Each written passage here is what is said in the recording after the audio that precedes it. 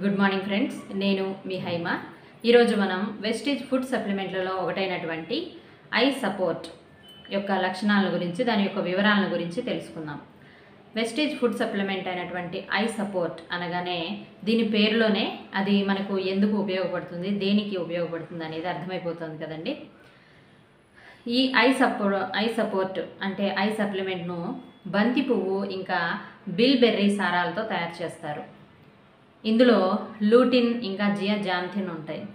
ఇది I సైట్ను, night విజన్ను improve చేస్తుంది, I ఇరిటేషన్ను తగ్గిస్తుంది, నార్మల్ విజన్ను మెయింటైన్ చేయడానికి అంటే సైట్ను రాకుండా ఉండడానికి ప్రివెన్షన్గా కూడా దీన్ని వాడవచ్చు.